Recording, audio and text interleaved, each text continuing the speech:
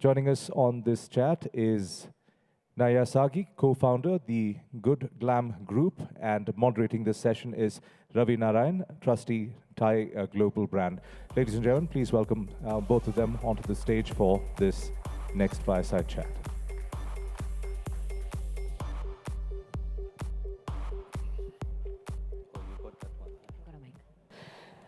All right.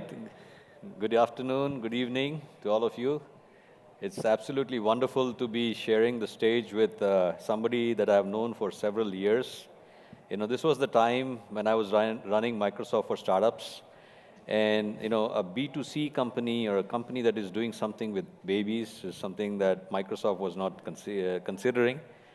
But my team insisted that we bring this person on because she is something different. Something that's full of energy, full of ambition, full of aspirations. And she was building the company called Baby Chakra at that point in time. And you know, we were absolutely blown away when we met Naiyaa for the first time. And she has been just, you know, raising the bar every year. Every time I see her LinkedIn posts where she has moved from building my Baby Chakra to being part of the Glamm group, and now part of the Glamm group, you know, the a leadership team there and so on and so forth. So I think it's a phenomenal journey, and she also is kind of the one who epitomizes the growth of what's happening in terms of e-commerce in India, especially in the space, the beauty space. So with that, Naiyaa, thank you very much for making the time to join us today at NASSCOM Product Conclave. You know, so I think Ravi is very kind. I mean, of course, Ravi has been a personal mentor to many of us in the startup ecosystem, and you know it, Ravi. And I was absolutely delighted to hear that Ravi was going to be doing this session because I'm a little worried I might be more candid than I should be on this session. The second thing I do want to call out, Ravi, you know, in a very different life, I feel like it was a different, like Naiyaa 1.0. I was a consultant at McKinsey, and I was consulting, you know, young BA, fresh out of college. I was in Egypt, consulting the government of Egypt on how to build a NASSCOM type body. So, you know, from that time, this is 2007, 2008, NASSCOM has stood for, you know, the body to bring together so many stakeholders and move forward, I think, the entire ITES industry. So, you know, it's a real privilege to be here. So thanks, Ravi. Great. Thanks, Naiyaa. So let's start with your company, Baby Chakra. That's what we first met at. And Baby Chakra, you know, very soon thereafter, I think you got acquired by this Glamm group. And that is not just it. It was actually a classical acquisition study. HPS actually talked about it. And I'm sure, you know, there's this decision that all entrepreneurs have to make, whether they should just continue the journey because it'll take them farther, or should they join somebody else because that will, you know, give them the opportunity to do something much larger than what they would have done had they done it all by themselves in this startup. So what was that decision like? So, you know, spoiler alert, please go read the HBS case. My favorite entrepreneurship professor, Professor Ghosh, has written it. And, you know, it's been, I think it was a period of a lot of introspection while that case was being written. But I think to cut a long story short, you know, I think very many times we look at acquisitions or the decisions to merge as a very, like, you know, very practical decision. You know, you look at the numbers, see whether it works out for shareholders, investors, teams, of course, founders. But I think people underestimate the cultural fit, right? The meeting of minds and the meeting of aspirations and vision. And while we'd gotten a lot of, you know, Ravi, you know this, right? We'd gotten a lot of, I think, offers at that point in time. I think we also had an opportunity before us to continue on our own path. I think just meeting Darpan, who is the founder of Glamm, also connecting with Priyanka, who was also, you know, part of that journey by then, and sort of seeing the entire vision or the entire narrative that we could play out of being the largest play for content to commerce from India globally, right? I think was an extremely compelling one. And at our own level at Baby Chakra, and there's so many people I see who've been part of that journey, Arihant being one of them as well.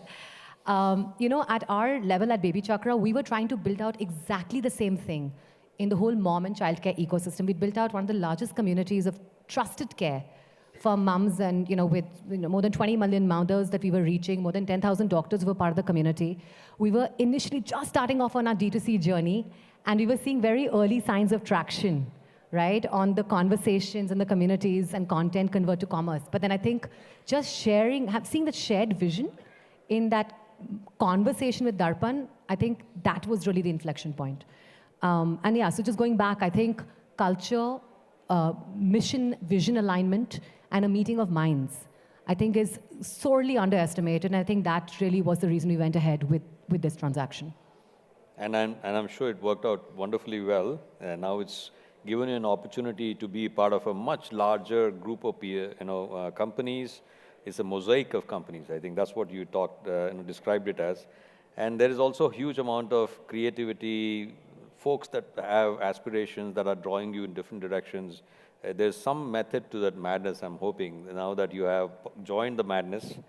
And also how, you're growing this whole organization, but how do you bring in the integration of cultures and the teams? And actually, you spoke about wanting to create something like a digital conglomerate out of this, my Glamm, rather than just being what you had sought out to do in the earlier journey. So tell us a little bit about this, because I think this is a phenomenal thing. So as much as startups at one time in the last maybe 3-4 NPCs ago, how do you get acquired? How do you go IPO? How do you get to unicorn status? Now you're now part of a much larger group. Now how do you really create a world impact, being part of this group? Tell us a little bit more about how your integration is going and how your leadership in the larger group is actually panning out. So, I think companies are all about people, right? And I think the Glamm Group is a very interesting case study on just that. So when Darpan, Priyanka and I got together, there were 3 founders, right? So there was Baby Chakra, there was My Glamm, and there was PopExo at that point in time, right? And we were always like, and then of course last year was insane, Ravi. We acquired 12 companies. We acquired companies across, beauty and personal care. 12 companies. 12 companies. Wow. So we're truly a mosaic, if you will, right? So we acquired companies across the brands ecosystem. So I'm sure many of you are familiar with the Momsco or with Ciro now. I'm loving to see the nods. So we're doing a good job clearly somewhere. Thank you. With Sirona, with Organic Harvest, and of course, Baby Chakra, My Glamm, launched their own. My Glamm already was well known in the beauty space, and Baby Chakra launched its own sort of D2C play very recently.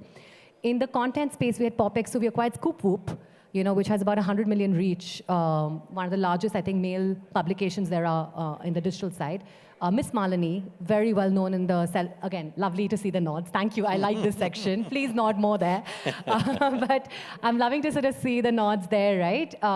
And of course, we had, again, Baby Chakra, right? And then, of course, in the creator assets, right? So we're very fortunate to have founders there who've built amazing capabilities to optimize YouTube reach, like Viduli, right, or Winkle, an influencer analytics company and SaaS platform. And then, of course, Bulbul, Sachin joined us to lead the entire, the good creator ecosystem. So I think, first, Ravi, I think we went through this really crazy, breathless phase where we were, meeting amazing, like-minded founders who basically were buying into the vision. We were like, okay, we're going to build something really big. And then we had to take a pause. So Jan is when we kind of took a pause and we said, okay, now we can't say, oh, we're the My Glamm group or we're the, I don't know, what are we? So we said, let's first rename the group, right? So we all kind of say, okay, we're the Good Glamm group. So we kind of go back to like what we started off as, but we basically say we're a group, and it's like almost like a name that hopefully is more fair to all the companies that have joined this ecosystem. They're I think, good. The good. The Good Glamm. The Good Glamm group. Okay. And I think the second thing that we've been working very hard to do is, again, I think, figure out the right structures. So, brands have their own synergies in place, right? Like if I think about the back-end stack, right? The tech, the warehousing, the supply chain, the inventory management, the cash flow, all of this other stuff, right? So now that has its own vertical, which kind of really is so, like, fully dedicated to that. The content assets have their own, shared stack. And the creator assets have their own shared stack. I'm also parallelly building out a community asset, because the belief we have is in the future, communities are going to be an extremely important part of building love, loyalty, retention, and evangelism of brands, right? And all of this is unified by a combined data lake, right? So I think the important thing is to really take a step back and put the structures in place, put the process, put the org structure in place. And I think the second extremely important thing that Devjani and I were actually talking about is put the culture in place. Right? So again, in Jan, we sat together as a leadership team. All the founders got together. right? The acquired as well as the group founders. And we said, okay, let's create a shared set of values. And that's really, I think, the important piece. That's been sort of an inflection point in the ways we have collaborated with each other, the ways we've been able to bring out optimized efficiency, collaboration. And really, just to give you a sense of that, the companies we acquired about 6 months back have grown by more than 250%. Wow. So I think that is the scale of growth, and that's the scale of I think, the synergies playing out that we want to see going forward sustainably. And that's only going to happen if you have the right process, clarity of roles, as well as a very strong value of trust and collaboration amongst all the different stakeholders and right down to the operating teams in the group. So yeah, that's the method to the madness we're trying to bring. It's not perfect, but it's certainly something. No, that's fantastic. The Good Glamm Group has one of the largest data repositories, the largest reach, and they tout themselves as a digital conglomerate, which is now able to penetrate the Indian markets. And you would think that Indian markets needs more of the offline piece and all that, but they are actually looking at integrating all of that. So let me ask you more in line with the subject that we would want to dwell on. So given that you are part of this larger conglomerate, lots of things going on, you have so many different offerings in the e-commerce space. In this particular space. Now, what does the future look like for this space in India? So we talked about FY26 being 350, and what does it look like for India? What does it look for you to have your aspirations internationally, online versus offline, and also doing this kind of work where branding is still India is still branding starved, right? So how do you really think that you can actually make a big dent in this e-commerce space as a group now? And I think you also mentioned a very large revenue target in a very small amount of time. So obviously you see that as a growing market and your own aspirations to be part of a dominant player in that market. So I think just two things I want to call upon and call out before I get into more specifics. And these are great questions, and thanks, Ravi. I think the first thing is, and I think most of you would agree, I think Indian entrepreneurs today are really ambitious and really hungry, right? And now I see a lot of smiles again. I love this side. But I think what you will find is today when we are building, right, we are always envisioning how do we take this impact global. And I think especially while, of course, India offers the best consumer company multiples, right? And you've seen amazing stories of companies go public. But you do see a lot of consumer companies get a significant portion of their revenues from international markets, right? So that is absolutely something we're betting on. We've already actually made our foray in the GCC as we speak this quarter with 3 of our brands. The second thing I want to talk about is, while, of course, yes, we are a digital conglomerate, right? Because we have one of the largest reaches. Actually, many times we get calls and we talk to friends who are in media companies and say, what, are you also, are you a media company that's with 200 million, reach that you have, which is extremely compelling. But I think the answer for us to be a 10,000 crore company in the next 2 to 3 years is going to be an omni-channel strategy. I don't think we can ignore that. That is the reality of building in India and building for India. We have 50,000 points of sale. That's something we're looking at expanding further and further. So I think omni-channel is certainly key. And I think the third piece that we talk about is a brand-starved country that we genuinely are. And I think it's interesting, right? Because there's a 10 million audience, who's probably all of us, who are, we're getting a glut of brands come on Facebook, on Instagram, on YouTube, right? And then there is an entire sort of next, the 100 million, if you will, right? Who are still figuring out what are the brands that would serve their needs best. So, I think, so what does this mean for trends? I think 2 or 3 trends that I see play out before us. We had this whole generation of just building infrastructure and the plugins to actually even have e-commerce. Fortunately, Flipkart, delivery did that for us, right? And now I think what's happening is that with ONDC, with UPI prevalence, right? I think payment has become so much more frictionless. I mean, the recent numbers, right, on e-commerce, Meesho having the 2nd largest sales in this festive season. I mean, displacing international players, right? So I think there's a scope to think about, can we build interesting vertical plays that really understand the needs of the Indian consumer at scale and really take that to scale. Using all the, I would say, the plugs and the plugins that we are building out infrastructurally, right, with ONDC, with UPI, etc. That's, I think, one big trend. I think that's something I want to see more of. I'm excited to see more of. And of course, that goes without saying, I can bet anything it's going to be very, very strongly predicated on a social commerce model, not in the way it's been done before, but even social commerce by itself of the $100 billion e-commerce market that's projected to be in the next 2 years is already projected to be about 25%, right? So we all learn and get product recommendations from peers. How do you really institutionalize that and make that really truly digital? So that's a very big bet I'm hoping plays out. The second, I think I would say, is that how do you take these brands international and how do you take these companies international, right?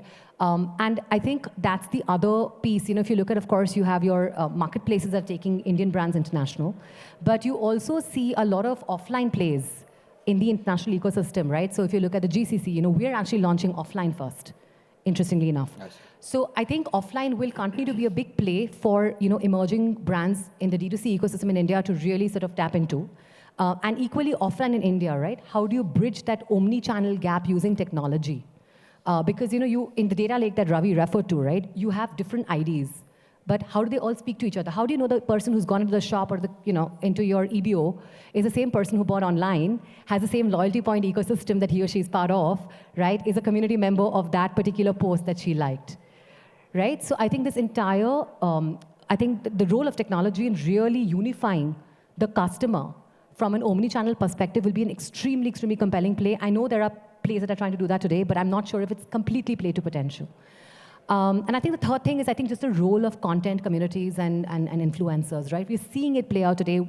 At the group, we have one of the lowest CAC. We acquire 700,000 new customers every month. And the reason we're able to do that is because of the content, the community, and the influencer ecosystem. And we acquire them at a cost of $0.50, right? Like that's the CAC that we have. So I think, how do you see more of these content communities play out to, in time, have conversion rates towards commerce? I think that's the other big bet I'm excited about seeing playing out in the e-commerce space. So the entire sort of, play on Facebook ads, Google ads, etc. I think that play is one play that's happened.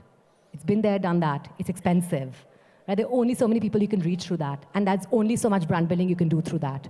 Right? How do you think about innovative ways of customer acquisition? From an industry perspective, I think that's the future for us. And also, I think you mentioned international is one thing, but also looking at India as a tier 2, tier 3 market also opening up, and you mentioned ONDC, UPI. Yeah. How do you think you are leveraging all these to actually also penetrate the Indian markets much more deeply than what you have done already? So you'd be interested to know, we actually get about 60% of our audience from tier 2, tier 3, tier 4. 60%? 60% of our consumers. And I think that's really how brand stuff that... But see, let's be also really honest with ourselves, right? I think at the Glamm group, the brands that we have are probably pegged between mass to mass premium, right? So I don't think, and by the way, India, as we all know, is an extremely price-sensitive country, right? So we do not have today in our portfolio brands priced in a way that may appeal to everyone across every demographic, right? And that's fine. But I certainly think, if I look at what Meesho did, I think that's been quite an interesting case study in many ways, right? I think just the way they've been able to plug in like the hyperlocal elements, right? Saying, okay, if product is not available, where else can it be made available, right?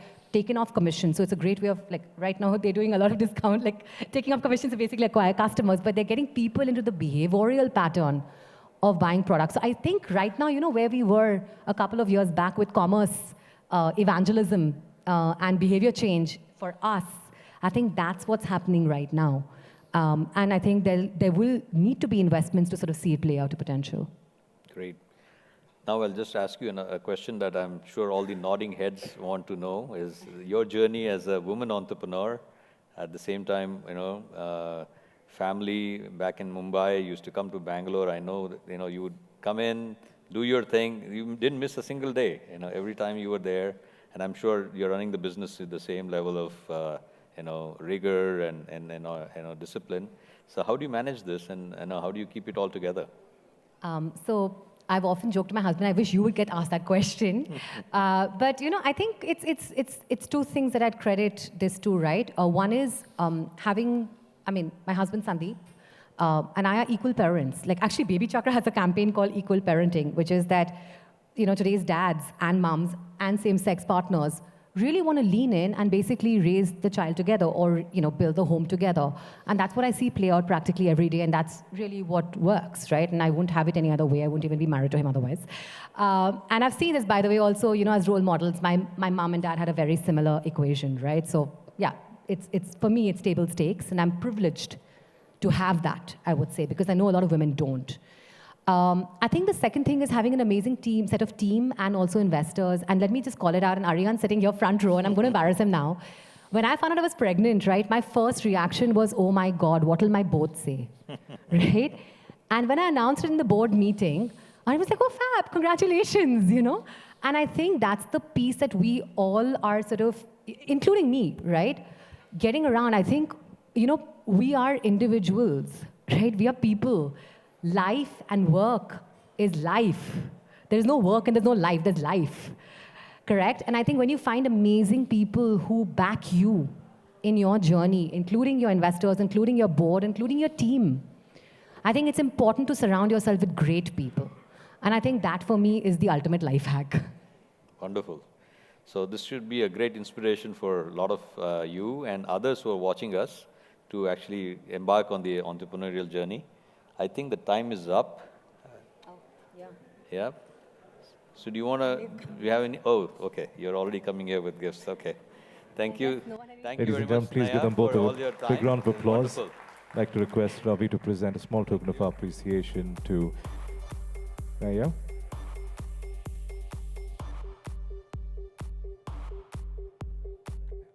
And Ravi, on behalf of NASCOM, we have a small token of appreciation for you as well. Thank you so much.